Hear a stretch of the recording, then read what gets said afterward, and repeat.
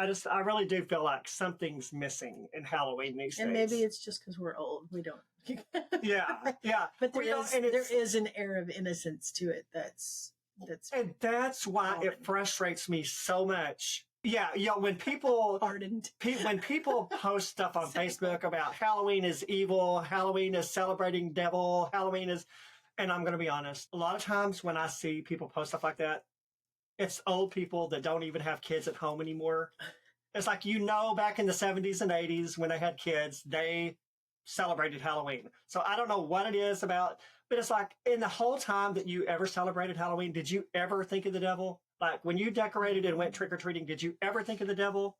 Did you ever think about death? Did you ever think about evil? Only when I watched Disney's Halloween Tree.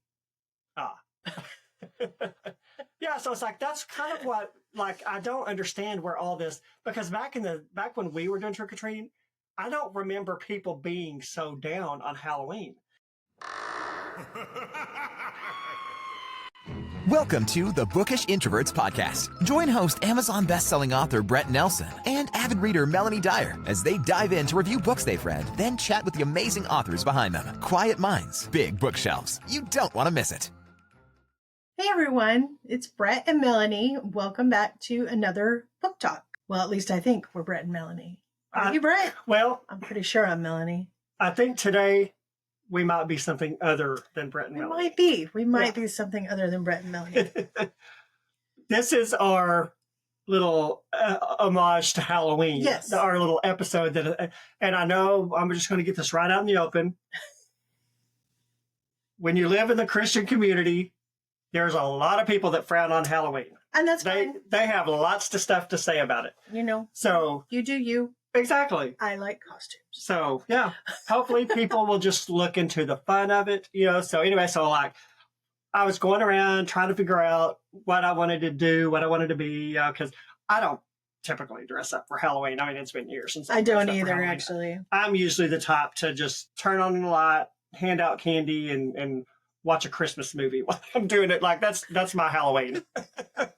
Because by the time Halloween rolls around, by the time Halloween rolls around, Hallmark Christmas movies are on full blast. Yeah, which I totally support. By the way, Hallmark, don't stop doing that.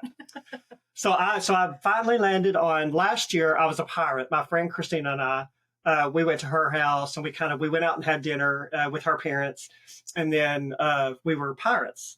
So that was kind of fun. So cool. Yeah, and we're going to do it at her house again this year. And so she was like, well, she said, I think I want to be something beside a pirate this year. So she's some kind of, I don't know what she's going to be, some sort of like fairy princess for on one of the Disney movies. But it's not like Tinkerbell. It's like, or something. Anyway, so I was like, so I'm like, Sleeping Beauty? No, it's like one of the new cartoons. It's like one of the new ones. Anna? Oh, you know what? No, it's not. It wasn't like. I think I need to know if I haven't erased all of my messages, all of my text from her. Sorry, y'all. I have to. Melanie has an inquiring mind. Oh, it's this lady right here. I don't know who that is. Do you know? Oh no, that's the fairy godmother from Shrek. That's not Disney. Oh, okay. Well, see, I mean, that's how much. That's how well I know my cartoons. Iconic. Yeah. So that's what she's going to be. So I decided on a steampunk vampire. Which is kind of steampunk, and I had no idea what steampunk was. I just so basically to use a lot of brass and copper and exactly. Basically, to me, it's basically like an elegant vampire, kind of like a Victorian vampire, maybe. Yeah. And looking at the pictures, so I went and looked, and I was kind of looking at. I don't know why, but in my mind, when I thought of steampunk vampires, I kind of thought of Interview with a Vampire. I haven't seen that movie, but I've heard of it. I haven't either because Tom Cruise is in it, and there's only certain things I'll watch with Tom Cruise. Well, and I kind of got over Tom Cruise during the pandemic because he was like mean to people on the set and he was rude and I'm like, okay, I'm over Tom Cruise. Top Gun Maverick's amazing though. Although I did have to see Top Gun Maverick. Yeah. Disclaimer. Yeah. That was a fantastic movie. Yeah, so Brett decided he was going to be a vampire, and then when we started talking about this, I was like, so I texted him, I said, do you want me to go goth? He said, yes, go goth. And that was my first idea. And then Yeah. it just sort of evolved. And I was like, but I want to sparkle. I want to be like princessy. Costs money to be princessy. It does. Y'all. Not that, It's but yeah. so much money for a costume. Like, yeah, no, y'all want way too much. And I don't really look princessy. So You I came definitely up with look goth. I came up with a mashup and just kind of generic in my mind. And then this morning it all changed because I was putting this headband on to hold my hair back while I washed my face. And that's when it came to me. I am the daughter of a vampire and a Christmas elf. Okay. I like So I have a my mishmash of Christmas Halloween and headband Christmas. and my Christmas light necklace and my Christmas t-shirt that is from like 8 Christmases ago. It's so old, but I dug it out of my I can't believe I knew exactly where it was, but and I had my my red lipstick. So I'm a Christmas elf, but I'm kind of a dark Christmas elf. Black. Genetics are great. But I wanted to sparkle. I wanted to be pretty in my pretty little headband and my Christmas light. And I'm not a dark person. I need sparkle things. No. I need sparkly things. We need So sparkly things. I had this wig I was the Wicked Witch of the East. Several years ago at work, we did a Halloween thing and I had this wig from being the Wicked Witch of the East because I'm a huge Wicked fan and I wanted to wear the ruby slippers, but I'm not really Dorothy. So the way to wear the ruby slippers was if I was the Wicked Witch of the East. Oh, there you go. Now I did do a green face, which in Wicked she's not green, just her sister's green. But you don't know anything about Wicked, do you? Not really. Yeah. Other than Kristen Chenoweth played something in the Broadway version. Yeah. She played Glinda. Oh, she played Glinda. Okay. Yes, Glinda. And Idina Menzel played, or Adele Dazeem, however you want to refer to her. She played Elphaba. Gorgeous music. That was my introduction to Kristen Chenoweth. Really? Yes. Kristen Chenoweth, if you're listening, we love you. Yes, we do. We love you very much. I've seen her in several things since then. I like her in all of them. If you ever want to come on the podcast and go, we will let you. Sure. Because, in every movie she's in, she has to hit at least one high note. She has to sing a little. She has. She was in The West Wing, which I love. I love The West Wing. Oh, and that's why I need to watch The West Wing. She's in one of the later seasons, and she sings, but she doesn't do the note thing. That's a sacrilege. She does sing, though. I have never seen anything with her in it where she didn't hit at least one high note. I saw her in RV I think she was in RV with Robin Williams. Oh, Mom sure watched that a months ago. She sings. I can't remember if she hits the note or not. Oh, yeah. Anyway. Okay. Well, Rabbit.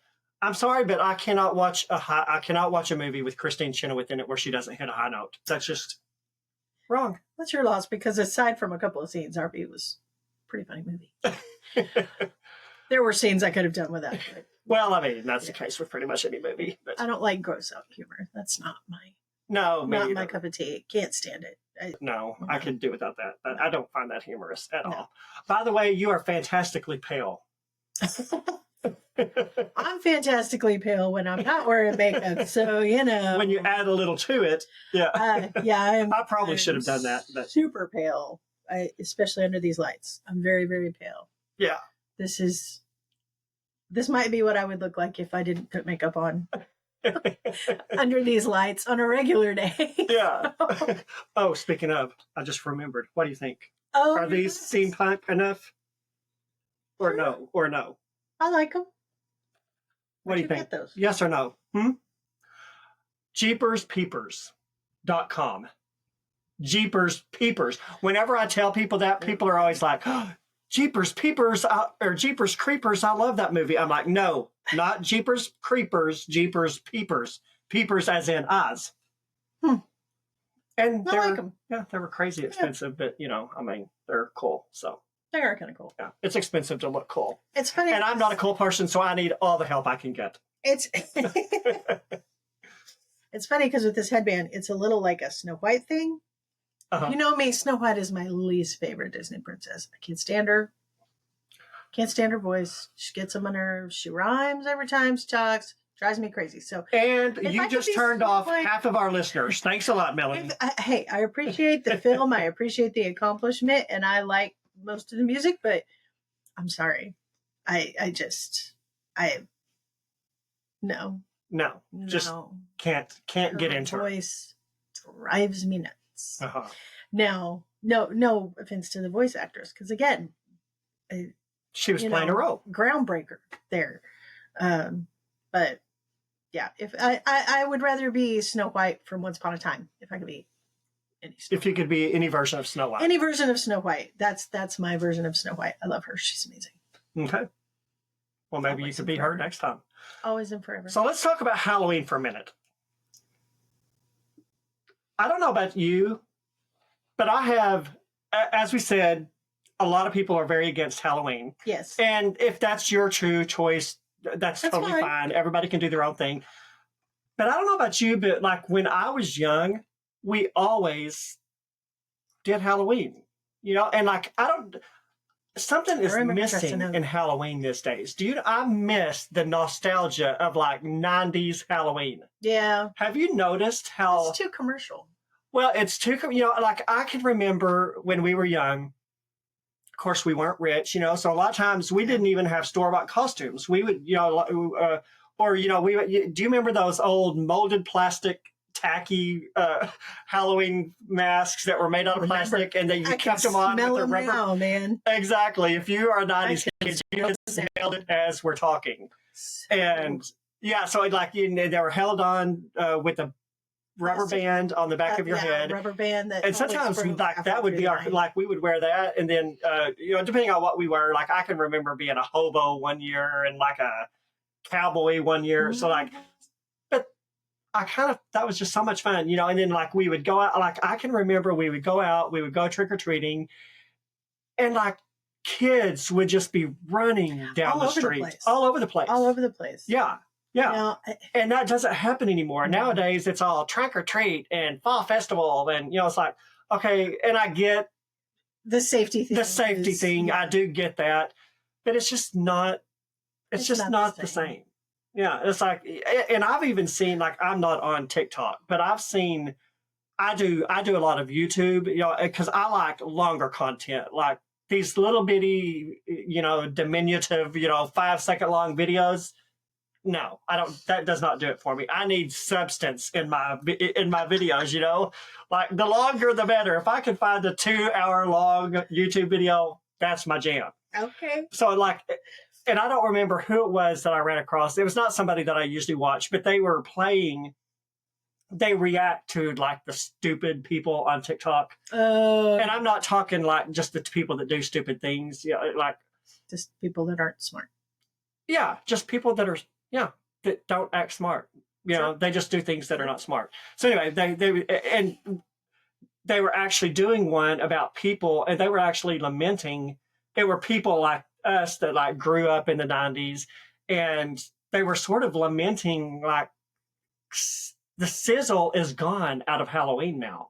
And that's kind of what they talked about back in the day. Like the kids, like they would just run the streets and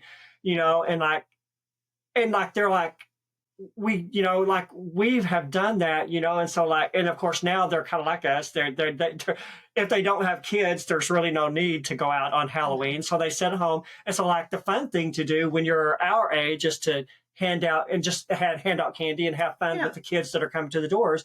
Well, kids don't come to the doors anymore. And they're like, I just missed, like I would love to have kids come to the door, and it's like, yeah, we bought 2 bags of candy last year. Or no, I think I bought 3 bags of candy last year, and all assorted candy. They weren't huge bags, but they were, yeah. And I think we had 2 kids come. Same. Stuck with all this Halloween candy. Yeah. I don't need this candy. Well, me either. I mean, I did eat it. But I think it took us. I think we still had some left at Christmas. Left at Christmas.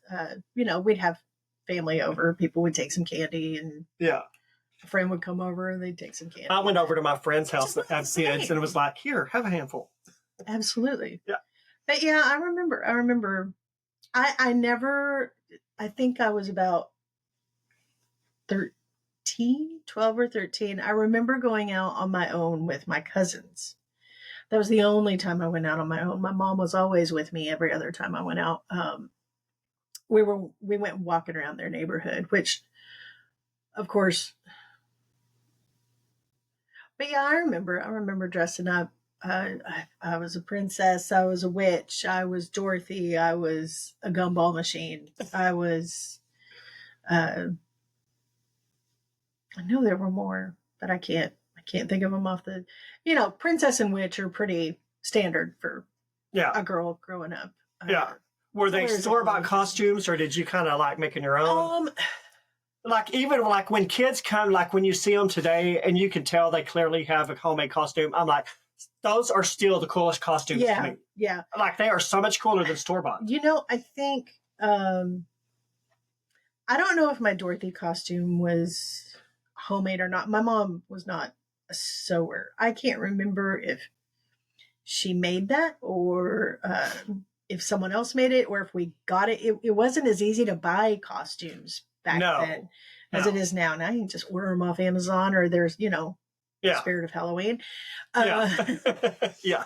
But the witch, I don't remember either, but the princess, I had a dress that my grandparents sent me. It was, I don't know if grandma bought it or if someone gave it to her and she was like, oh, Melanie, here's something for her to play dress up in. But it was pink with white lace and just, absolute frilly. Every girl's I think it dream. was a little girl's flower girl dress at one point, and they knew that my grandmother had a granddaughter about that size, and I think my mom still has it in her closet, or in the spare room closet.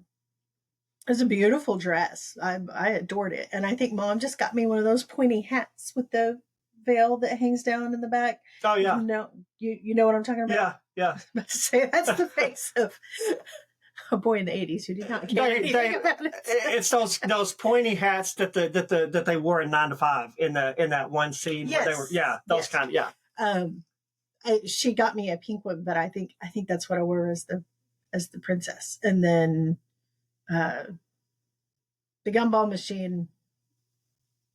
I may post a picture of it. Have a picture of it. I may give it to Brett. Yeah, give it to me and we'll post it. Mom made that one. I asked Mom.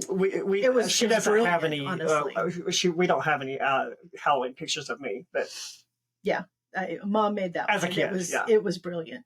It was cardboard and aluminum foil, a dry cleaners. Like the plastic they put over the plastic over the clothes. Yeah, protector bag. Yeah, and balloons. So you'll see that. Send a picture and we'll attach it. People listening won't be able to see it, but the people that watch it on YouTube. So so which leads me to, if you listen to us and would like to watch us, check us out on YouTube. Yes, absolutely. Yeah. So the book we read, the story. I just kind of miss the nostalgia of Halloween. I do too. I really do. I do. I really do feel like something's missing in Halloween these days. And maybe it's just because we're old. We don't. yeah. But there is an air of innocence to it and that's why it frustrates me so much. Or maybe it's just because when people old and when people hardened. When people post stuff on Facebook about Halloween is evil, Halloween is celebrating devil, Halloween is, and I'm going to be honest, a lot of times when I see people post stuff like that, it's old people that don't even have kids at home anymore. It's like, back in the 70s and 80s when they had kids, they celebrated Halloween. So I don't know what it is about, but it's like, in the whole time that you ever celebrated Halloween, did you ever think of the devil? Like when you decorated and went trick-or-treating, did you ever think of the devil?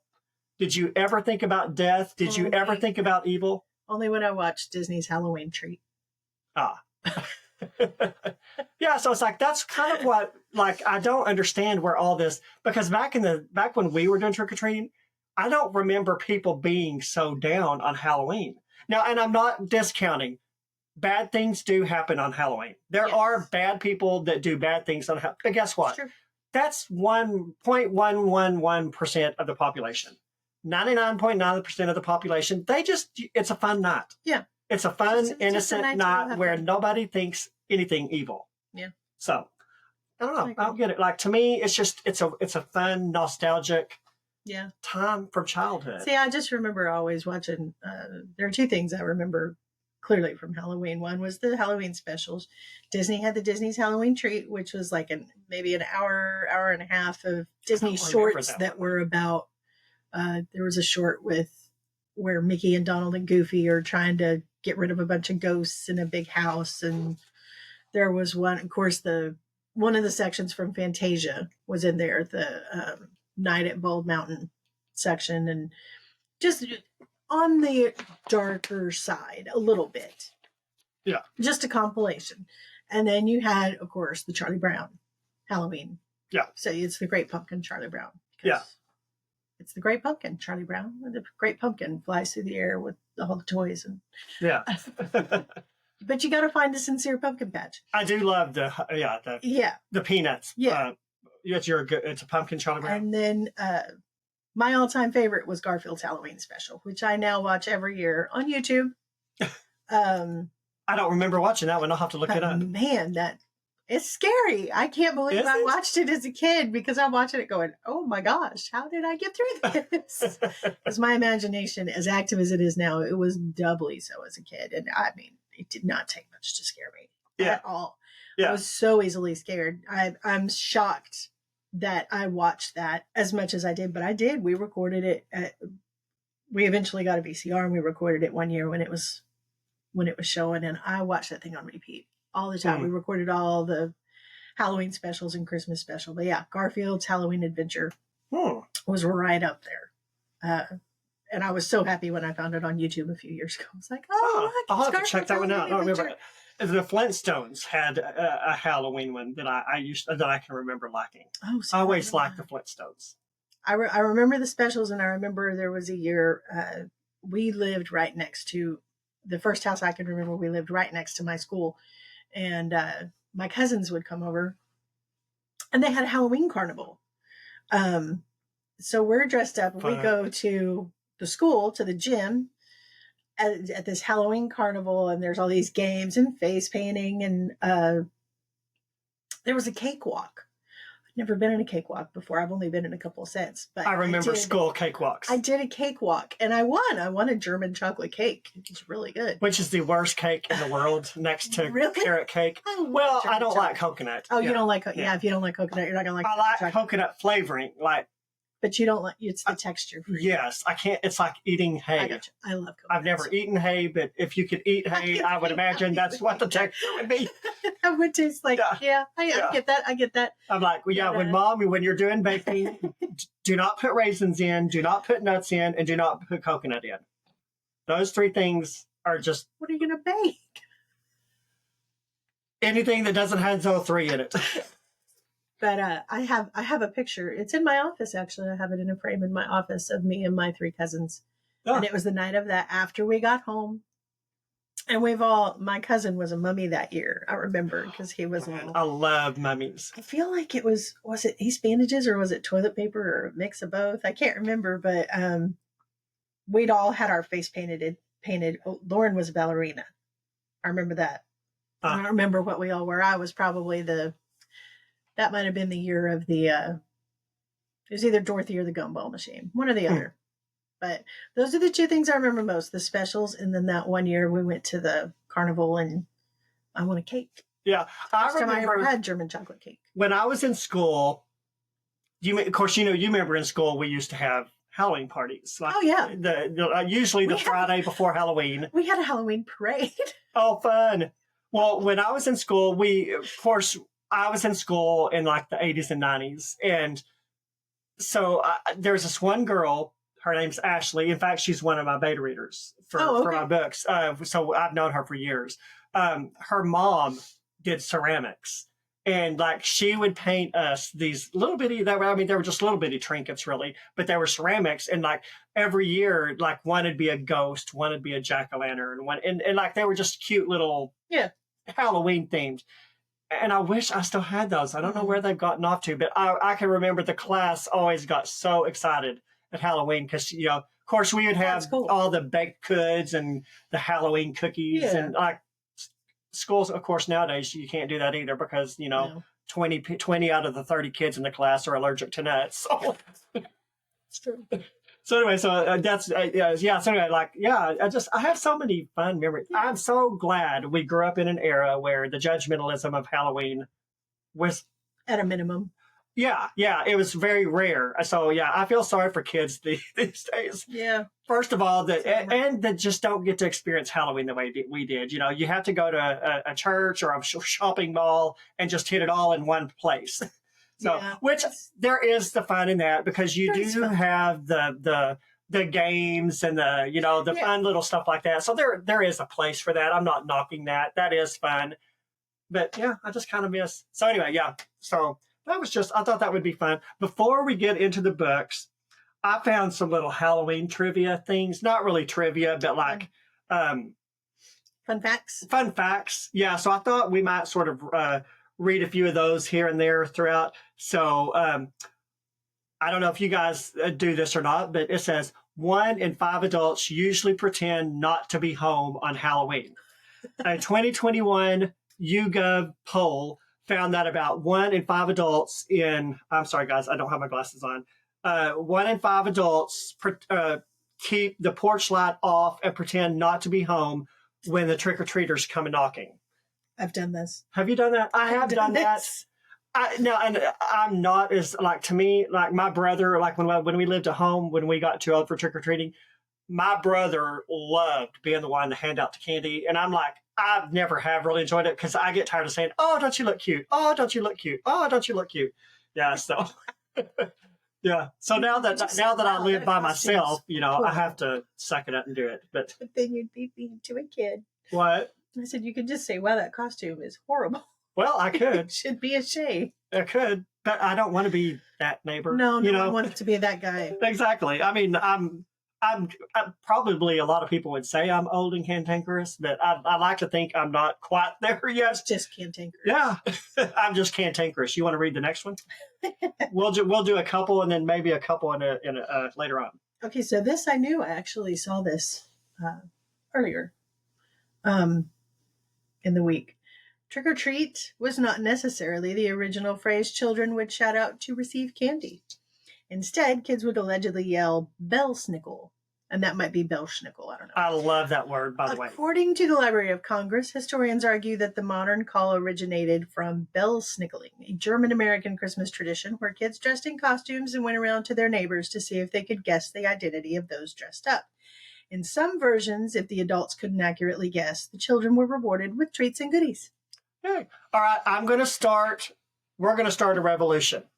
We're going to stop staying trick or treat. We're going to start staying bell-schnickle. Bell-snickle? Bell-schnickle, yeah. So kids, when you go trick or treating this year, trick or treat is old news. We're going to start saying bell-schnickle. I don't know that you're going to get much traction. I'm not giving anyone candy unless they say bell-schnickle. Now you're going to be the old and cantankerous guy. I am. Yeah. I may as well just embrace it. Okay. So tell them the book we chose this year. Okay, so we did, stories. And we chose a different book than we said we were going to last time. Yes. We were going to do a fall one, and I really wanted to do a Halloween themed one, but it's so hard to find Halloween themed books. Angela Ruth Strong has one, but since we had already done the fiance finale, I hated to do hers again. So anyway, for the last month, I've been reading cozy mysteries centered around Halloween. So do you know what a cozy mystery is, basically, kind of? Yeah. For those that don't know, cozy mysteries, they're mysteries, but they're fun mysteries. They're not intense. They don't have profanity. They don't have dirty scenes. Usually they're lighter, fair, and sometimes they're even nonsensical, a little bit silly. Like they're just not Yeah. they're not going to keep you up at night. They're just good, clean, fun, but they're not for everyone. They're not for everyone because they are a bit silly and nonsensical, and if you really have to have the ability to let down your realism. That's not the word I was looking at, but you really can't look at it as nothing in the book is going to be realistic. I mean, in one of the books we read, it had a talking cat, not a talking cat, but it had like a cat that was helping them solve clues, and like the cat was like telling people who the murderer was, not through talking, but like through, like it would go, and we'll get more into. But anyway, it's like it's sometimes it's things like that to where it's you really have to be able to just let down the realism of it and just enjoy it for the silly read it is. So, what did you think of like? Was this your first time to read a cozy? Yeah, I think so. I don't think I'd ever read what you would call a cozy mystery before. See, I like to read them. My experience with mysteries, like I said before, extends to and then there were none by Agatha Christie, and then I watched a few mysteries, Death by Murder, Clue, mystery comedies. Clue with the one with Tim Curry. Yes. Yeah. Yes. And I love that board. And of course, I played Clue. Yeah, I love that board game. And it's okay if it wasn't for you. I'm the one that chose this one. I switched to this one midstream because I was like, okay. And the reason I chose this book, it's called The Halloween Cupcake Murder. It's an anthology of 3 cozies, and it has 3 different novellas in it. And the reason I chose it was because one of the authors, I read one of their books for the first time last year and loved it. So that's why I chose this one. Which one did she? The Liz Ireland. Liz Ireland. The middle one, the candy corn caper. Yeah. That was my favorite one. What were you going to say? No, I only got through 2 of them, and that's my fault. This whole thing got pushed up a week because of my family plans. Thanks a lot, Stephen. So I only had time to get through 2. Brett was much more studious than I was, and he read all 3, but I didn't manage to make it all the way through the 3rd one. I apologize. I'm sure it's very, very good. I did start it, but it just it didn't work out for me. Didn't work out. It's not happening. Sometimes that happens. But I enjoyed them. The second one more so than the first one. That was my first. That was my favorite one. But it's probably because of the subject matter. Yeah, themes in the first one. The first one is set in Ireland, so you'd think I'd be like, oh my gosh, which I love Ireland. That's second on my list of places to go if I got to pick anywhere to go. So I enjoyed the fact that it was Ireland, and you've got your Celtic influences going on there. It works for the subject matter for sure. Yeah. It just it dealt with a couple of things I wasn't super comfortable. I agree. With. And it not heavily, but it dabbled, and I was like. And the first one is called Halloween Cupcake Murder by Carleen O'Connor. So the whole book was that's the title of her book. So Carleen O'Connor, and that book was that's not the typical cozy mystery, because I was taken aback by it. Like, I did not like some of the subject matter in it. It was just it was dark. It really kind of dabbled in the occult a little. Yeah, just a little bit. Not a lot, but enough to make me uncomfortable. So I was not a fan of this book, like, at all. To me, it was a 3-star read. It would have been a 5-star read if the author had taken all. If she had followed the guidelines of what a typical cozy is, but she kind of deviated from it. It was well written. She's a good writer. Yeah. Don't get me wrong. She's a good writer. There were just a couple of things in it that was like, Tell us a little bit about what it was about. Okay, so it's an American woman named Tara.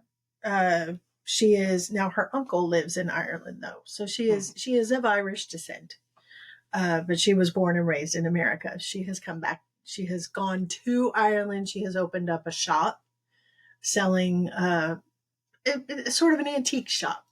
Yeah. What we would call an antique shop over here. Yeah, basically, yeah. She called it a salvage shop. Yes, architectural salvage shop. I don't know Yeah. what it's called, what things like that are called over in the UK, but sorry, in Ireland. Totally different I'm things. sorry. By any chance someone Irish is watching this, I apologize. They are mortified that you called them the UK. I am so sorry. I know better.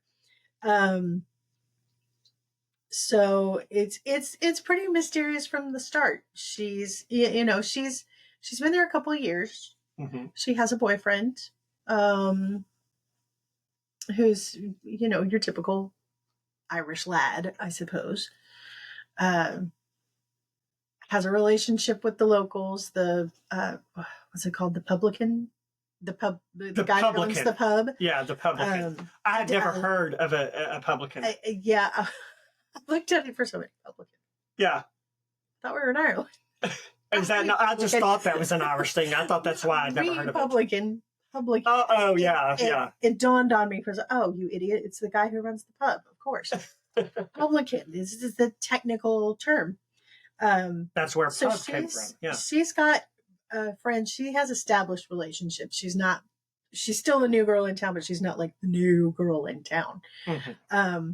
She goes to, I think her uncle hooks her up with this shop owner. Mm-hmm. She's never met him, who also specializes in he's a curiosity shop. Curiosity shop. So Val Sharkey. She's going there to find maybe some things to sell at her shop, and also decorations, mostly. Yeah, and she was looking for sort of off the trail, not your typical ghost goblins. Yeah, she wanted something different to decorate up her shop for Halloween, because Halloween's in a week, I think. Yeah, at this point it's like a week away in the book. And winds up buying this painting that supposedly depicts the very first Halloween, a slate painting. Uh-huh. And okay, I wasn't sure what a slate painting is. Does that mean like painted on slate? Is that kind of what you? I didn't look that up. I think so. That's what I took it to mean. Me too. That's kind of what I assumed. Slate is a type of rock, so I just thought maybe it was painted on slate. That's unless it's some sort of slate. If we're wrong and somebody knows the answer, let us know. I'm not an artist, as you can see. So the shop runner, Val Sharkey, he's an odd duck, and he's talking to her, and she what was it? He said something about, do you like cupcakes? Yes. Just out of the blue, random, and she's like, and that's the main theme in all these books. Cupcakes is the theme of cupcakes, bakeries, yes, treats, which makes me hungry. Yes. I should have stopped and got us a cupcake. So he gets her this invitation to sample a free cupcake from Galway Bakes. Mm-hmm. Which every time I read Galway Bakes or Galway Bay, I just said the song popped in my head, and I had to pause for a minute because I was going through the song in my head. I love that song. I didn't know it was a song. Galway Bay? You don't know the song Galway Bay? Sing it. Girl, you sing in church. Although we don't want a copyright strike, so. Well, I mean, it's a pretty old song. Oh, is it? Okay. If you ever go across the sea to Ireland, it may be at the closing of your day, to sit and watch the moon rise over Claddagh and see the sun go down on Galway Bay. Never heard it. Really? Mm-mm. Look up Michael Crawford, Galway Bay. Okay. Michael Crawford, that's the guy that played the Phantom of the Opera. Yes. Oh, you haven't seen that? I'm sorry, y'all. We're going to have to talk about that later. I haven't seen his concert. If you haven't seen his concert, no, I haven't. We'll discuss later.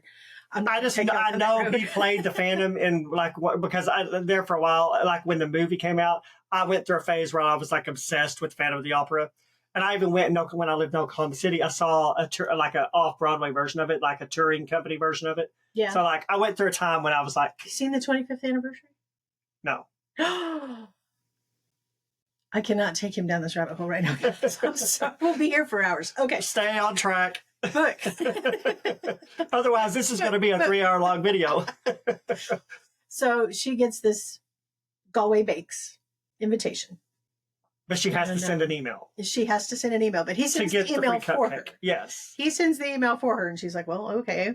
And then throws the invitation away. Yes. So she's leaving, a person in a mask. A green mask. Green mask. And a cape. A cape. Yeah. Comes in as she's leaving, and he's carrying a box. And then she just assumes that he is a recipient of a free cupcake. Oh, well, it says Galway Bakes on it. She sees that the box says Galway Bakes as they pass. And she goes off and, I don't know, sits at the pub for gets a cup of coffee. Does her thing. Wastes an hour. Yeah. And then she's walking back past the shop again and hears this loud crash. And then the masked form runs out and disappears. She goes into the shop and finds everything in disarray. Val is dead, which surprised me because not knowing what cozy mysteries are, I was like, wait, someone dies? Somebody always dies in a cozy mystery, but it's never gory, and death usually happens off page. I thought it would be, like, who stole the cupcake? Oh, no. Yeah, there's almost always a death in the book, a non-graphic death, and there's almost always a female person that's trying to solve the crime. It's hardly ever a male, and usually there's an animal of some sort of involved. So, which there wasn't in this one. So, yeah. Wasn't there? Was there? Maybe there was. I don't remember. Yeah. So, of course, she reports the murder, but of course, being the last one that saw him alive, and of course, she does have a lot of on because he was wearing a green mask, which you would think a person in a green mask he's pretty easy to track down, but oh no, somebody in town is selling them. Yes. And everybody in town had to have this green mask. Yeah, he had ordered them to give to, I think, staff. During Halloween, but they sent him like 100. Yeah. There was an ordering mistake. Yeah. So he's just been passing them out to customers. Yeah. So so everybody in town has this. At least 100 people have this mask, if not more, because obviously you can order them online. So guess what? If you have a green mask, you're a suspect. Yes. So she's prime suspect number one. Yes, because the person that finds the body is always the suspect. Yeah. And so if you ever find the dead body anywhere, don't call the police because you will be a suspect.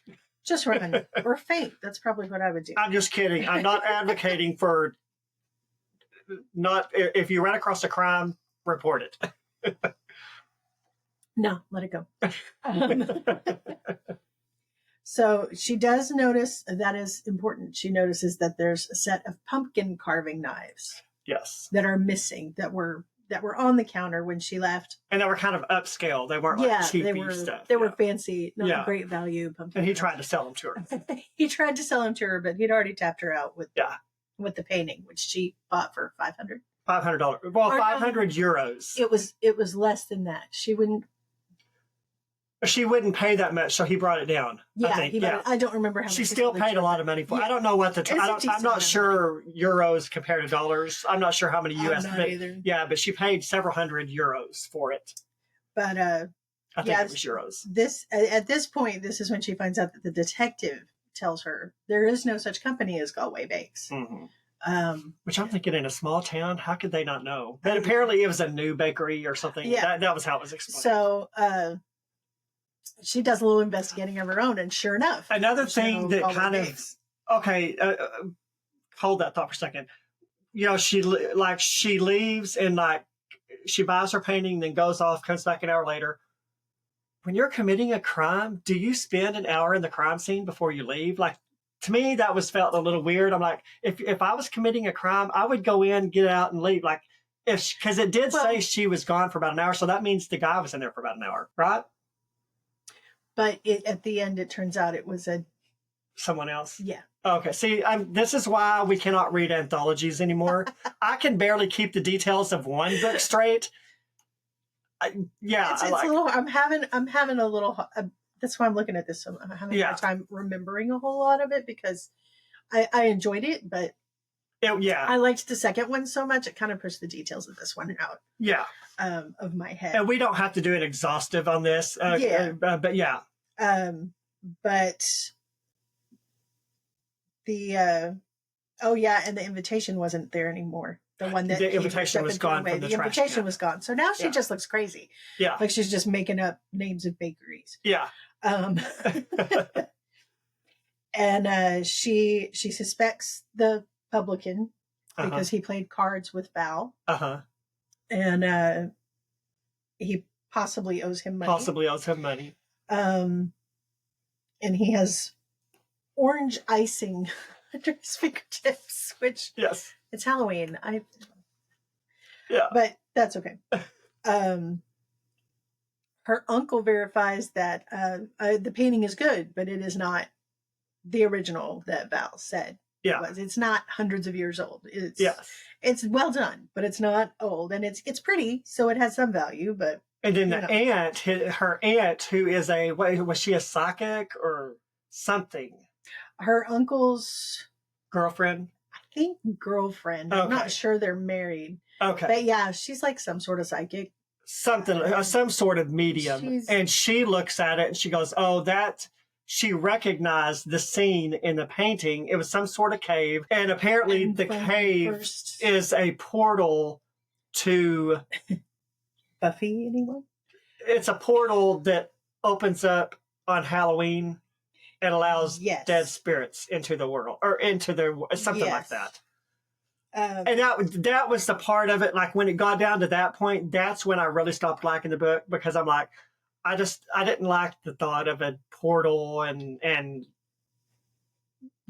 dead spirits coming in on Halloween. Like, it was very, I just didn't like it. So I don't want to say this wrong, but apparently there's a couple of different pronunciations, whether it's the festival or Scotland.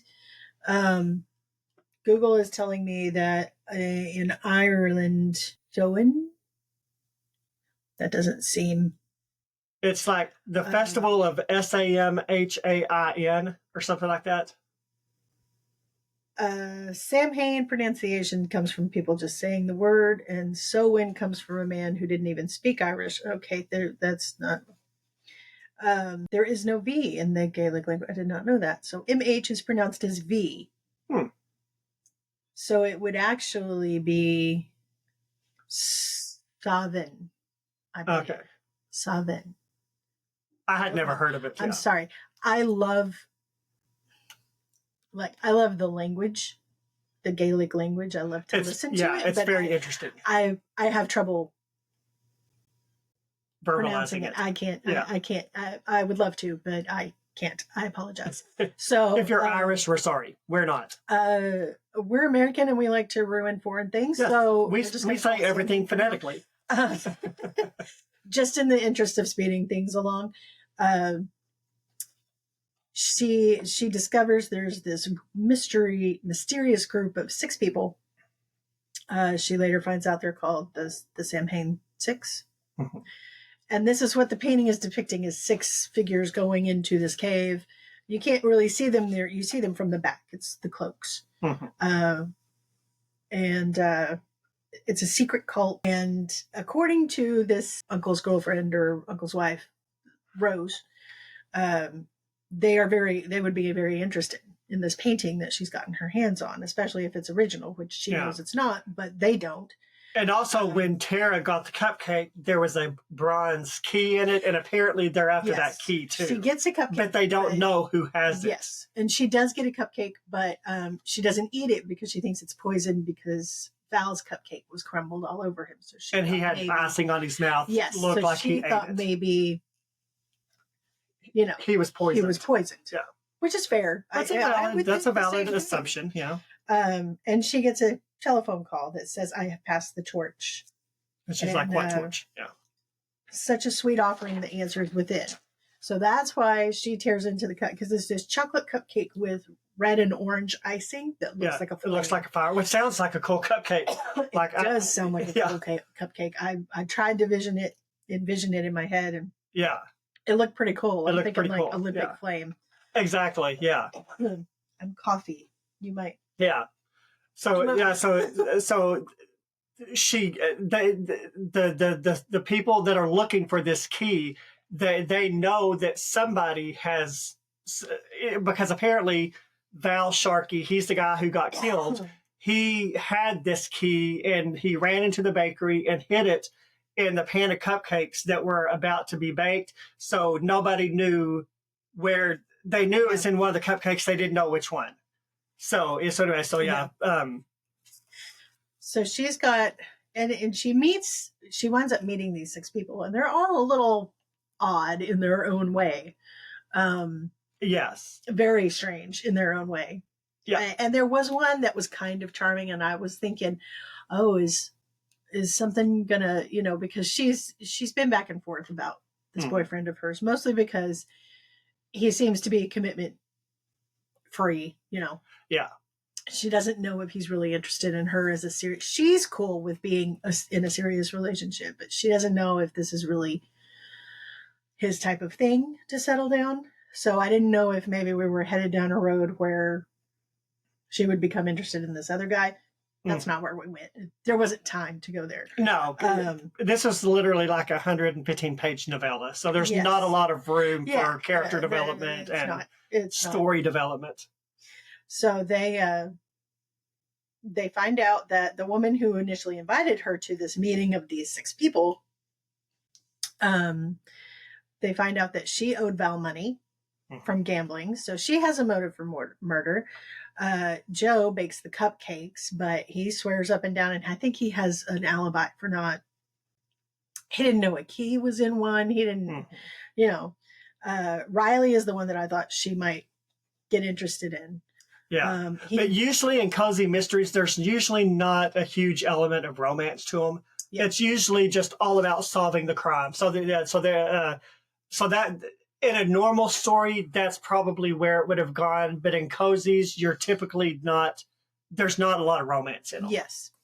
I mean, there may be people interested in each other, but that's not the focus. It's all about the mystery and figuring out who did it. Yeah. So then she finds out, oddly enough, that Val, who's never met her until a few days ago, the day he died was when she met him, has left her his entire estate. She comes to find out that he owed her uncle money. Yeah. And her uncle said, well, just, you can owe my niece, which nice uncle. Yeah. Very kind of him. But it does not. It went in a direction I didn't expect. I can't remember. There was a grizzly bear involved, a stuffed grizzly bear. Yes. That was in Val's shop. And apparently he won that from a big oil guy. Very rich man. Won it in a card game. And that's not the only thing he won. And the son of this man is not appreciative of that. And that's all I'll say. Yeah. I don't want to spoil it. If anyone wants it, it's a really interesting read. Yeah. There were a few things that...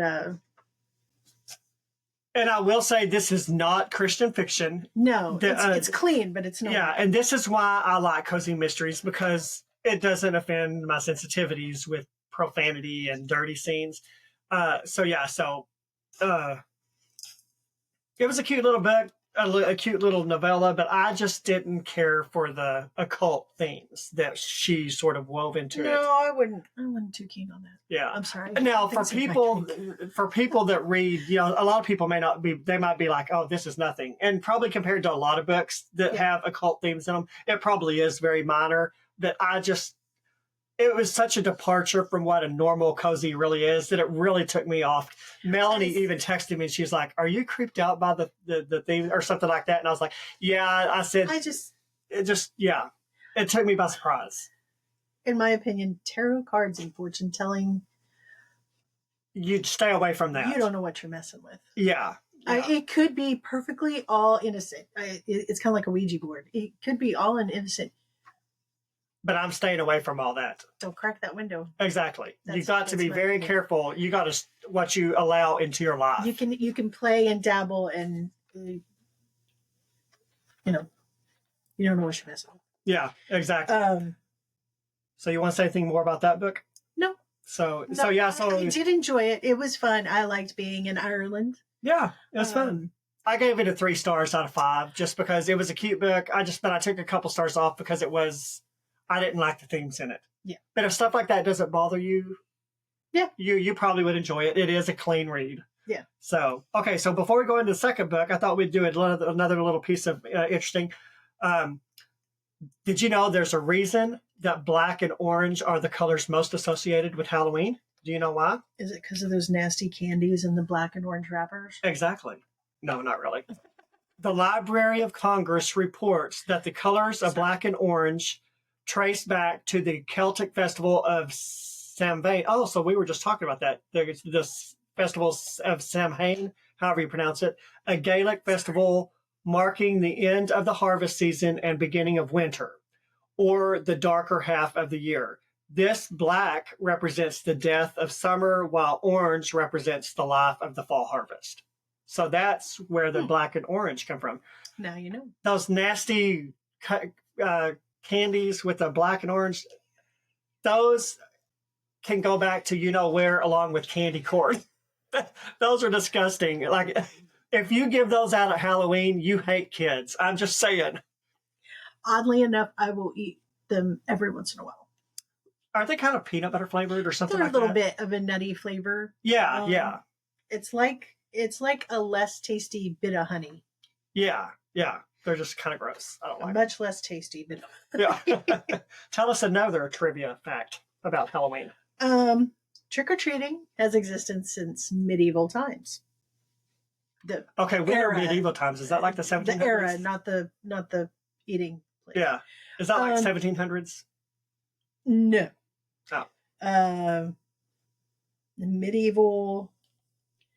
It's earlier. You don't have. It's earlier than that. You normally know eras, so I just thought you might know off the top of your head. 1700s would be for us colonial times. Oh. Okay. You don't have to look it up. I know. I want to know though. Oh, okay. Taking candy from strangers one night a year and one night only isn't a new or uniquely American tradition. It was once known as guising in Scotland and Ireland. And people dressed up in costumes and went door to door looking for food or money. I'd take money. Yeah. In exchange for performing songs, poems, or other tricks. So they'd be a bard for a little bit. Today, the tradition has morphed into children getting dressed up and asking for candy. Hardly anyone sings for their mini Snickers these days, but I'd say thank you. You should make the kids sing. Make them sing. I'm saying. That's what I say. Make them sing. So, do you make them sing like any song, or is there like a specific song? I wonder. Like, is there a Halloween song that they used to sing? I mean, I don't know. Can they just sing "Boot Scootin' Boogie" and get some candy? I'd give a kid candy if he sang "Boot Scootin' Boogie." From 476 AD to between 1450 and 1450. Wow, so I don't. So a big era, but yeah. I knew it was long. I couldn't remember. So that was back when knights were a thing. Yes. That's when you're talking about knights and their ladies' fair. Yeah. All right. And it's interesting we brought up candy corn because here we are to the second story, Mrs. Claus and the Candy Corn Caper. By Liz Ireland. And this is the one I was talking about earlier. I read one of her. She's got a whole series of books. It's about Ms. Claus, but they're all centered. She's American. Yeah. And her husband is Santa Claus. See, there was a mention somewhere in there about another character, and I was like, this sounds like there's more to the story. There is, yeah. So there's a whole series ahead of this book. Oh, okay. Yeah. And so, I read one last year, and they're all it's basically Mrs. Santa. They live in Santa Land or Santa Town, something like that.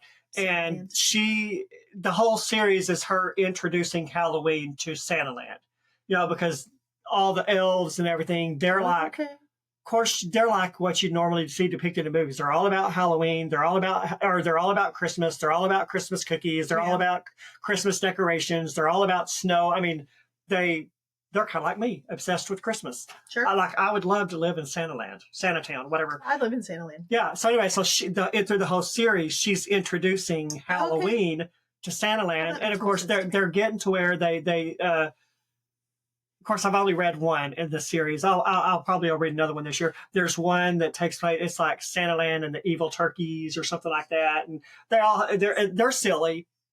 So anyway, so this was my favorite book because I absolutely loved the first book because it's a mishmash of Christmas, and you get your dose of Christmas, but you also have the Halloween. Holidays. Yeah. Sounds fun. Yeah, right up my alley. Exactly, as you can see.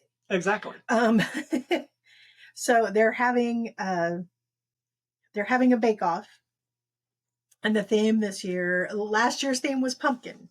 The theme this year is candy corn, much to her husband, Santa, Nick is his name. How shocking. Much to his chagrin, because he does not like candy corn. And Nick, I got your back. Well, I'm just saying, Nick, I'm with you on that. I'm sorry, it's gross. Yeah. So but what happens is the week of Halloween, there's this huge candy corn theft. Who steals candy corn? Gross. But the elves are really obsessed with this candy corn because it's a new thing to them. Yeah. And so it's so funny because that enthusiasm it's Santa Land, so there's no crime. So right. They don't lock their doors. They don't lock their doors, but now they're locking their doors at night. Exactly. And it's so funny because she selected the ingredient. They get this huge shipment in. It was stolen from the post office. And so now they have to figure out who stole the shipment. And the names in this are and there was something that really cracked me up, and I wrote it in here. Oh, it's the SPX, which is what they call the post office there. It says the SPX buff has the post office has been broken into, meaning the culprit had just walked in since there's no crime and no one locks their doors. So basically, the culprit literally walked into the post office and stole it. Walked in. Yeah. So I don't know why that just kind of cracked me up. Oh, it was funny. I loved all the names. Yeah, Chuckle the elf, Wink the elf is our unfortunate. He met his unfortunate demise in this book. Wink. Yes, Wink. Yes. Poor Wink. Yeah. So the elf names are hilarious. Yes, they are. You've got Dash, who owns the bakery, candy and shop. And he sort of swoops in to save the day since all of their candy corn got stolen. He's going to create candy corn so that they can. Yes. And except he doesn't really know what candy corn is. He doesn't know what it is. So he creates a candy corn on the cob. Little ears of corn. They're little bitty tiny ears of corn instead of. I love it. Yeah, it's just hilarious. Yeah. The unfortunate thing is that it would still taste like candy corn. Exactly. It still tastes like candy corn. And you've got Deputy Ollie, who is, of course, the deputy. Constable Crinkles. Love it. Who is, for better or worse, basically the sheriff. And Ollie is his deputy. Juniper the elf. Salty is Castle Kringle's gardener. Chestnut is the best baker in Christmastown. And he worked at the Silver Bell Bakery, but he's opened up his own shop, and that's the first.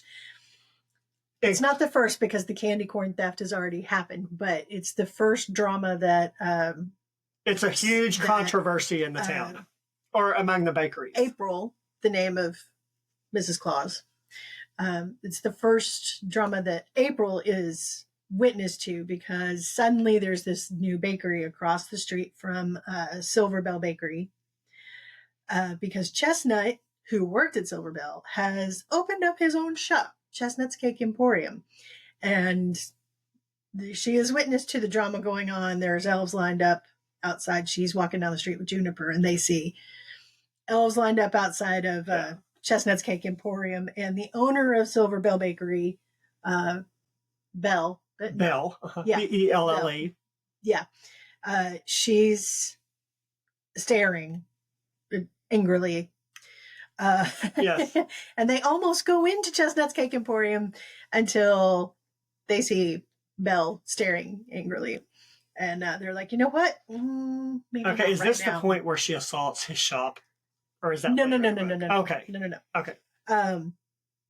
So you've got missing candy corn, and you've got a new bakery opening up, defectors from, and then the other employee, one of the other employees at Silver Bell Bakery, has gone with Chestnut, and that's Wink. So when they find Wink is the one that is our unfortunate victim. Yes. Poor Wink. Poor Wink. Wink Jolly Flake. Because why not? Yes, Jolly Flake. They find out the next morning that Wink has been found dead in the cake emporium, and it's possible that he ate a poison cupcake, which is a nice similar thread to the last one because poison was a suspect there. But the weird thing about it is there's a puddle of water around him. Yes. That they can't figure out why. We're like, where'd the water come from? Yeah. And of course that would ruin Chestnut's business if a cupcake baked there was poison. Yes. And they find out Mrs. Claus and Nick and April Claus. I know. A month in spring is what she's named. It's fantastic. They go to visit Wink's family, his mother and brother. Uh-huh. I don't remember his mother's name. His brother's name is. Oh gosh, I can't. Smudge? No. I love that Smudge. It's. Yeah, I guess I. Dang it!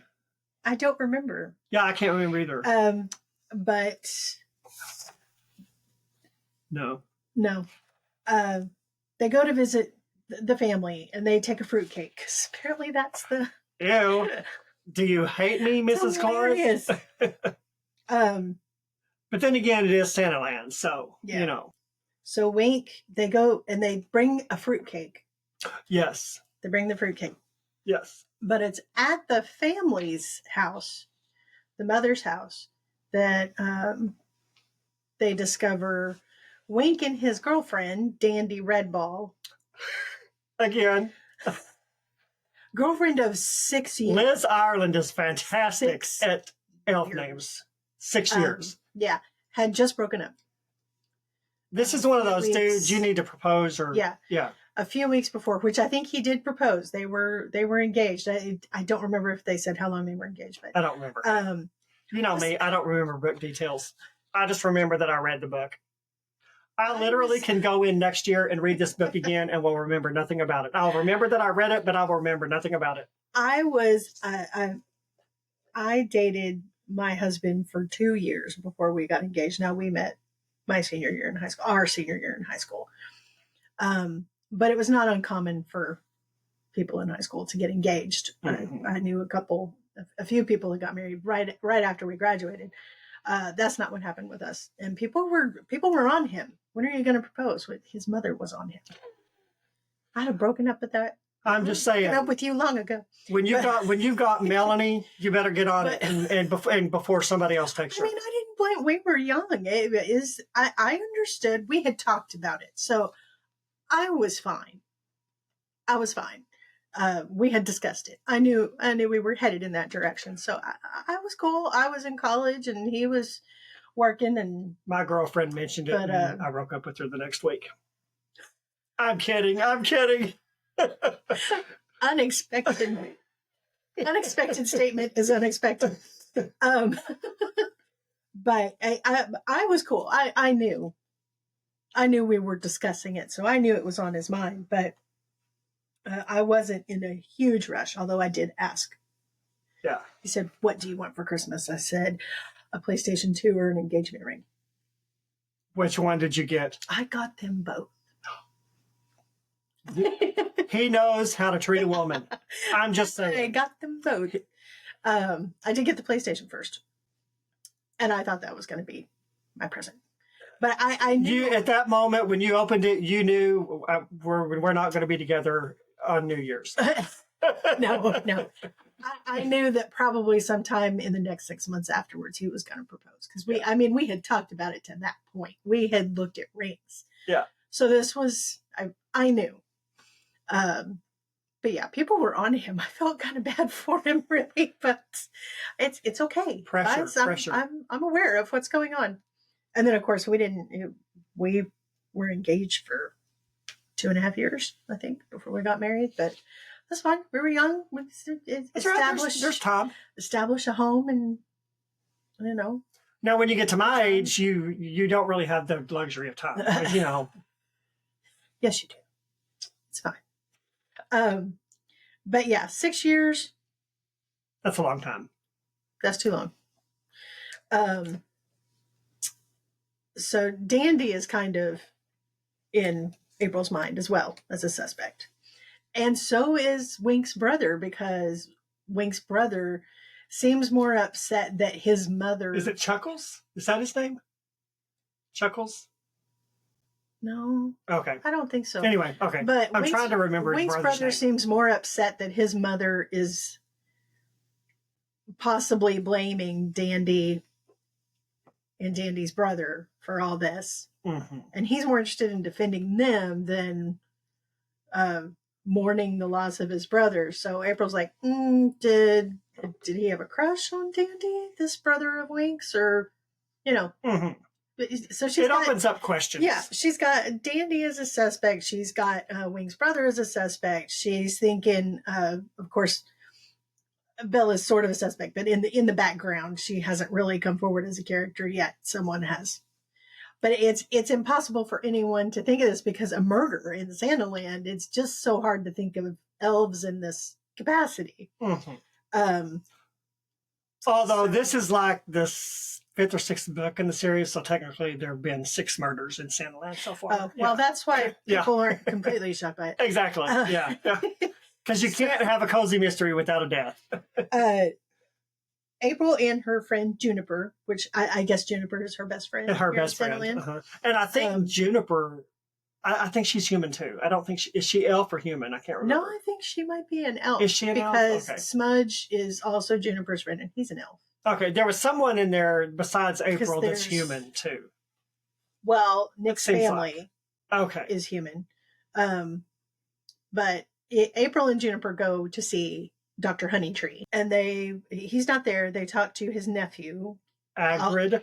I think it's Algrid. Algrid. Okay, yeah. Or Algrid. I just know it sounds like a Harry Potter name. It does. And he's from the frozen reaches. Yes.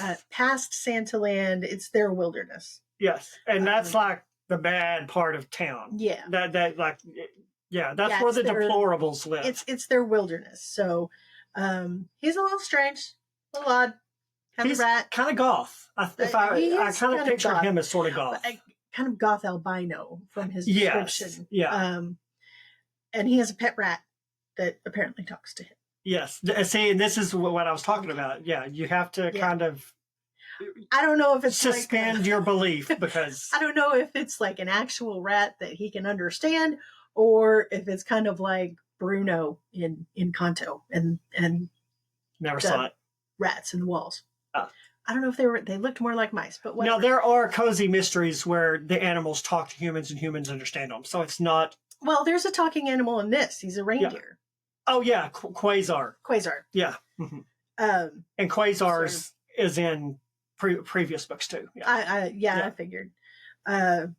He and Algrid also tells them that he doesn't think he was murdered by poison, but he was murdered. There's a lump on the back of his head. And he also tells them he saw Wink arguing with another elf. But they don't know the murder, but they don't know who. He thinks it's a female, but he can't be absolutely positive. But because they all talk like this. Yeah. And he also tells them that Wink insulted him. And called him rat boy, which wasn't nice. And then Wink said something about somebody cheating him or there was something about cheating. Yeah. So they assume somebody cheated Wink. You've got something written down here about scones and clotted cream. Why are you questioning that? clotted cream? Ew. Like, what is it? Like, when I think of clotted cream, I think of, when you open the refrigerator and you open the milk and it's nasty and smelly and lumpy. So I'm a huge royal person, British royal person. It's completely different. I've made, of course, scones in this. It's not like the ones you get at Starbucks and stuff. Oh. They're more like biscuits. Oh. When William and Catherine got married, my mom and I stayed the night at her house, and my mom and I got up early, and I made at traditional. Catherine's house, at Queen Catherine's house. No, at my mom's house. Oh, don't be obtuse. I'm just teasing. And I Queen Catherine? No, I'm just kidding. I wish. That could go to England, Ireland, Scotland, and live in a real castle. Yeah, awesome. But I looked up online and made traditional British scones. Oh. Scones? Is that how you say it? Scones or scones? We pronounce it scones. We pronounce it scones. But I've heard it pronounced scones. So I don't know. And I made the cream. I don't think I made it correct because it was a little too liquidy. But it's just kind of a cream. I don't know why it's called clotted exactly. But we had orange marmalade and it was pretty good, but it's not like sour. Okay, yeah, I didn't figure it was, but I just, when I read clotted cream, I was like, ew. Yeah, that's just like, do you spread it on your scone? Is it like a spread or? I'm not sure. Or do you drink it? I said, I don't know. No, it's not. I don't think it's to put on the scone. Okay. But like I said, the consistency of mine, I don't think was correct. Okay. But if I made it correctly at all, I think it's a little bit sweet.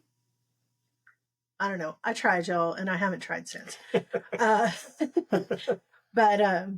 So to get back to the story, Chestnut is, of course, the main suspect, and he's upset that everyone thinks he's killed Wink, and they're buying cupcakes from Silverbell Bakery again. Yes. So he brings a whole 3 or 4 platters of cupcakes and sets them down in the middle of the street and just starts launching them at Silverbell Bakery. And that cracked me up. Only in Santaland, like, I'm like, clearly groceries are not as expensive in Santaland as they are here, because like, you've got snow all over the place. You can throw it, but no, he throws cupcakes. He is not having it at all. He pummels the bakery with dozens of cupcakes. Unamused by this development in his life. Yeah. So Belle, of course, calls the cops. And they come and because they're kind of bumbling idiots. The cops, yeah, they're not the most astute beings, creatures. Not the best police officers. But that's what makes them fun. But they're quirky. They're all supposed to be quirky people. And Chestnut's thrown in jail. Which is really, it's literally like a cozy bedroom. It's got a bed. It's got lamps. It's got throw pillows. Like, so it is not a jail. And the other helper leaves Sugar. Sugar is her name. She winds up leaving Silverbell Bakery because she says Belle is unstable and she doesn't feel safe working there. Yes. So she goes over to run Wink's. Yes. Who is now dead, to run his bakery. Or Chestnut's bakery. Yeah. So she's going over to help Chestnut run the bakery while Chestnut is in prison. Yeah. So now we've got Chestnut, Belle, Dandy are the 3 prime suspects. And meanwhile, this bake-off is still being played. Yes, and this is the funny thing about their penal system in Santaland, because, Wink is in prison. He's the one in prison, right? He's the one in jail. And not only is he in jail in this fantastic room that like could be a spare room, they bring, he's a huge contender in the bake-off, so he's got all this invested in. So they let him go to the kitchen and bake his. I'm like, this is a fantastic. If I ever go to jail, I want to go to jail in Santaland, because they let him leave his room, his jail cell, to go cook, to go bake. Yeah, I'm like, only in Santaland. Yes, that's true. Yeah. So they've got the bake-off still going, but judges are dropping out because they're afraid of, You know, there's some crazy stuff going on Exactly. surrounding the candy corn and the bake off and bakeries in general. And the way it just, I don't really want to talk much more about the plot because it's really worth a read. And Yeah. I mean, you know, it's not that expensive. It's like $1.99 on Kindle. It probably won't be that long forever because all these are well-known cozy mysteries. So I think it's probably on sale just because it's Halloween. Yeah. So if you want it for $1.99, you better grab it now. It's really cute. It's a fun read. I mean, it's worth it. It's worth it. The $1.99 just for this story. It's just super, super cute. There's a cheeky sense of humor. And you might like her stuff. You might want to read more of her stuff. Yeah, I highly recommend her books. I've only read one, but I really enjoyed her books. I made a few some of the names. Again, they talk about first of all, there's a coffee shop called We Three Beans, which is hilarious. Yeah, cute business names. Yeah. And they've ordered some stuff from Elf Bay. Instead of eBay. Yeah. It's Elf Bay. I found it interesting that April has been married before, and I'm guessing they go into that a little more in the other stories. Maybe just possibly, yeah. I don't remember, but again, I've read the book, and if I ever pick it up to read again, it'll be like I never read it. So yeah, I can read. This apparently is her second marriage. I'd be interested to know the backstory, and I may look it up and see if there's a backstory to that. And all of her books are on Kindle Unlimited. Last year when I read them, they weren't. But when I went and looked, all of her books are on this Santa series. Yeah, they're all on Kindle Unlimited. So if you have the Kindle Unlimited, you can read them for. It's not. People say you can read them for free. It's not free because you're paying a subscription. Yeah, but I did note that Crinkles is the least productive police officer ever. Mm-hmm. He's not very effective. But then, you know, it's Santa Land, but I feel like he needs But they only have one murder a year at Christmas. Yeah. So. I feel like he needs to get some training if he's going to start keeping up with these murders. Exactly. They need murder training 101. I did find one thing interesting. Nick has apparently two sisters. One is named Tiffany, which I couldn't really find a deeper meaning to other than Tiffany's. You know, when you get at Christmas jewelry. Well, yeah, the light blue box. Sometimes. You get jewelry. But his sister, who is best friends with Quasar, the reindeer, is, and you could pronounce it however you want, Lucia. So this, this tickled something with me because when I was in school, we did a thing about Christmas traditions around the world. And I was part of the St. Lucia tradition in Sweden. Mm-hmm. So which takes place on December 13th. I don't know if you've ever seen the costumes, but it's white gowns, and the girls wear a crown. The main girl has candles in the crown, and I dressed up like that one year. So it struck home with me because I was like, hey, I know that tradition, but I thought it was cool that was her name. That was just an observation I made. Cool. But yeah, this was a really fun story. Yeah, it's really fun. This was my favorite one in the whole anthology. It did not go where I thought it would. Yeah. And if Brett wants to talk a little bit about the third one, which I did not get to, we're going to talk very little about it. Let's do a couple more little did you knows about Halloween. There's also a traditional Halloween bread in Ireland. It's called barmbrack. Really? Yeah, and the sweet loaf typically contains dark and golden raisins, as well as small hidden toy or ring, similar to the classic king cake at Mardi Gras. Tradition dictates that the person who finds the item will come into good fortune for the coming year. That is, as long as they don't choke on the toilet. On the trinket, toilet. As long as they don't. See, I'm telling you, as long as they're not Tywin Lannister. I don't have my readers on. So anyway, yeah. Illinois produces more than twice as many pumpkins than any other state. I did not know that. I did not either. The land of Lincoln has more than, that's a typo, 17,600 acres devoted to gourd growing. They grow about 37,500 pumpkin pounds per acre and then about 630 million pounds of pumpkins in 2022. And that's probably grown over the last 2 years. Probably. That's a lot of pumpkins. What do goblins say when they worship in church? Praise the gourd.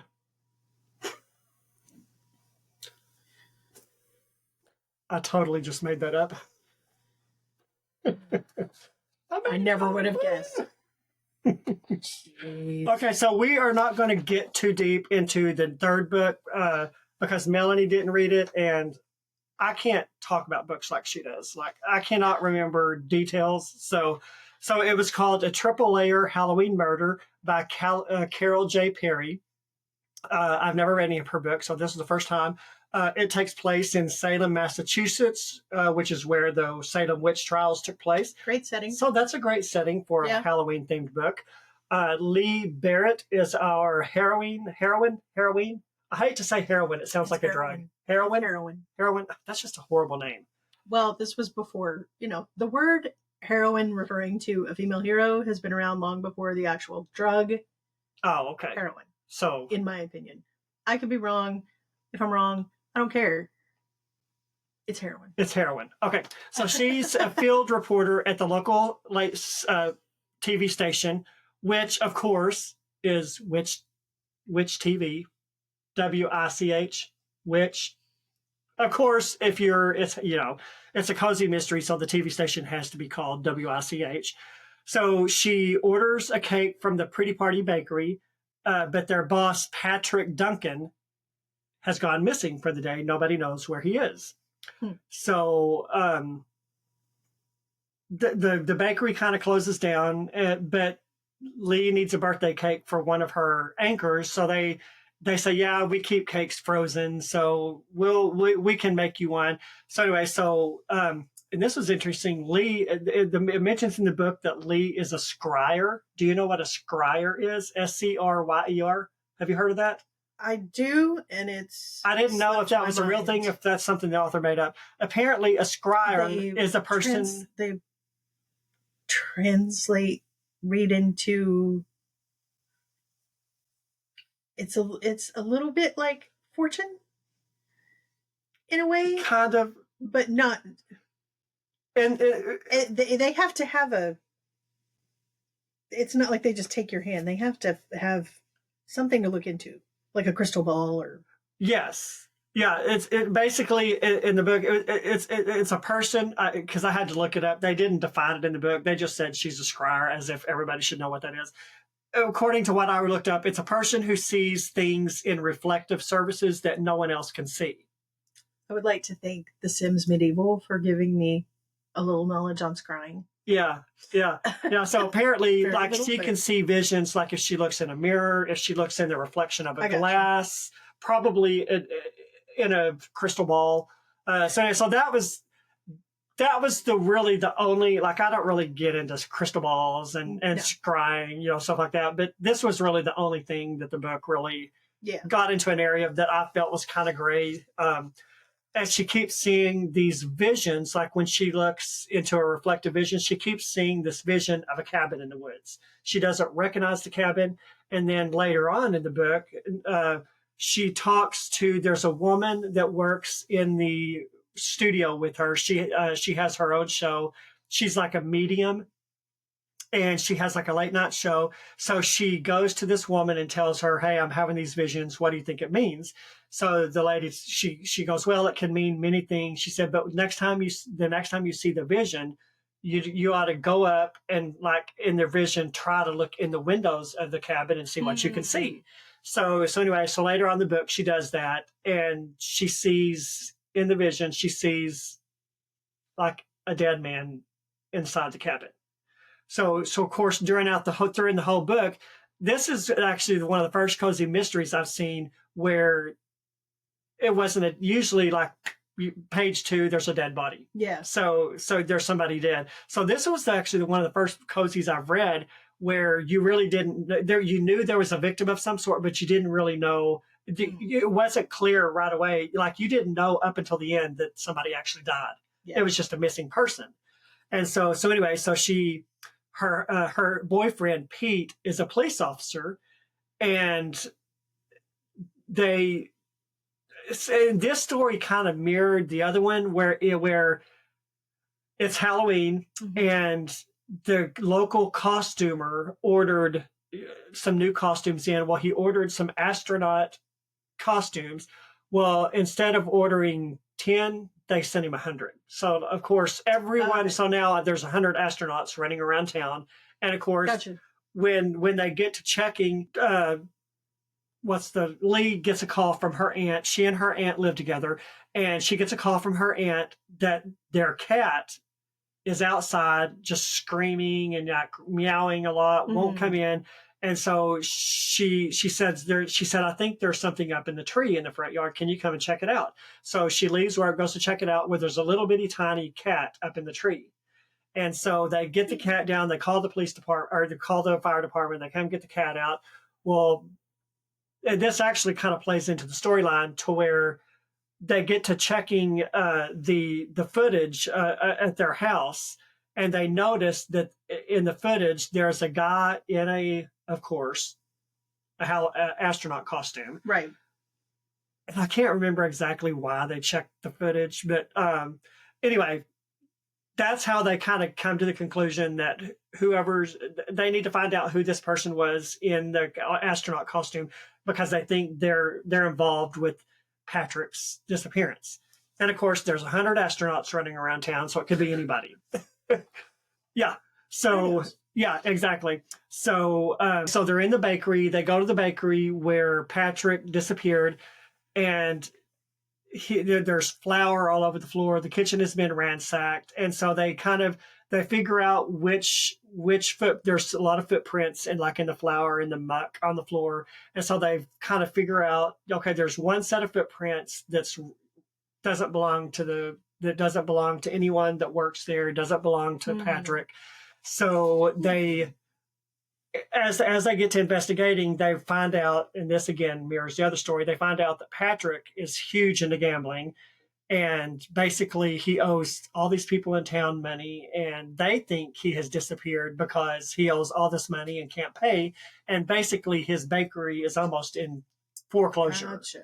So anyway, so that's kind of the crux of the story. They get to the end, and Pat's wife puts up a $10,000 reward to find her husband. And they're like, well, how can she put up $10,000 when they don't even have the money? Well, come to find out, they've won the lottery. Pat puts the general manager of their store up. Pat doesn't want anyone to know that he won the lottery, because he's going to have to pay up all of his money. He's going to have to pay off all these people. So anyway, basically, I can't remember the general manager's name, but anyway, he basically swindles the money, kills Pat, and tries to take all the money for himself. So, and there you go. Yeah, so that's the gist of it. And of course, cupcakes do play into that storyline too. So that's that story. So it was a cute story. I gave it 5 stars. I didn't think it was as good as, it was better than the first one, I thought, just because it didn't have all that yucky stuff in it. Yeah. But yeah, so. Well, there you go. There you go. So if you guys are Halloween themed stories, exactly. So if you guys are looking for I definitely recommend Liz Ireland's. If you like cozy mysteries, I definitely would suggest you to read hers. Yeah, that was fun. Yeah. So do you think you'll read more cozies, or was it a little bit too silly for you? No, it wasn't too silly. It was nice. It was a nice switch up from. Yeah, the last one we did was pretty heavy stuff. Exactly. So. Well, and that's kind of why I wanted to do something like this, because we've never done a cozy mystery on the episode. Yeah, so I just thought it would be a fun. We haven't done a whole lot that's lighthearted. No. Yeah. And this was lighthearted despite the murders. Exactly. But it's because they're not gruesome murders. Yeah. So, and plus, it's fun to read seasonal stuff, and even if you don't really like Halloween, I think you could still enjoy cozy mysteries, because it's Yeah. more playful than, so anyway, so yeah, I just wanted to kind of introduce the listeners to Cozy Mystery if they haven't. Yeah. Plus I wanted a good seasonal read. So you got anything else? I don't think so. Apologies for the constant scratching in my head. This wig is itchy, guys. This is not, I didn't get this at a wig shop. This is from like Spirit of Halloween. 5 years ago, 6 years ago, whenever it was that we did that whole Halloween decorating contest. Well, I mean, I'm just saying, it doesn't look like a cheap wig. So. It's just itchy. Okay. I've got my hair tucked up under here and I'm not real good at it. So yeah. I got to tell you, professional wig. My original plan this morning was to have blue hair, and I went in to put, and it was like I wanted a cream. They had hairspray stuff, and I didn't really want that, so I got the one that was cream based, and it was like putting glue in my hair.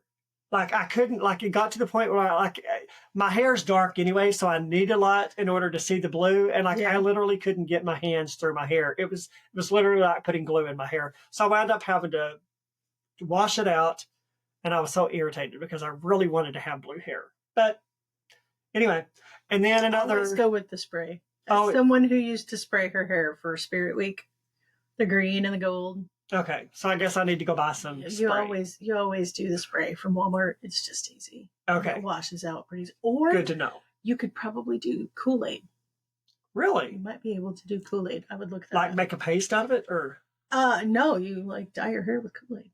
Really? Pretty sure it was. Does it come out? I'd look that up on YouTube. Okay, yeah, I will. I've never done that. I have done the spray. I'll probably just do spray in high school. I just didn't want to do spray because I'm like I didn't want blue spray all over the bathroom. So well, you go outside to do it. Well, that's what I thought. Yeah, that's why I didn't want the hairspray. I was like, I guess I could go outside, but I was like, the spraying felt like it would be easier, but no.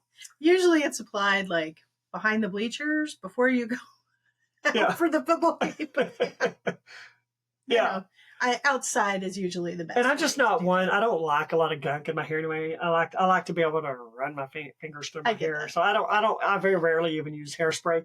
So I got my costume in, and of course it's from Amazon, and I had a costume mishap from the very beginning. Yeah. I've come to the conclusion that there is no such thing as a quality Halloween costume. I put it on and it felt a little tight up here in the shoulders, so I kind of went like that. The lining inside the coat ripped before I even So I'm like, quality costumes cost a lot of money. Yeah, so I'm like, you just have to. And I spent a little bit more on this. This coat was like $50. So I thought, okay. I mean, it's a cool coat. Yeah, I mean, it's a cool looking coat. So, but and that's why I wanted it, So I was like, and I felt like spending $50 opposed to $20. That would, but no, apparently. I will give you a tip. You find you a girl who likes period films.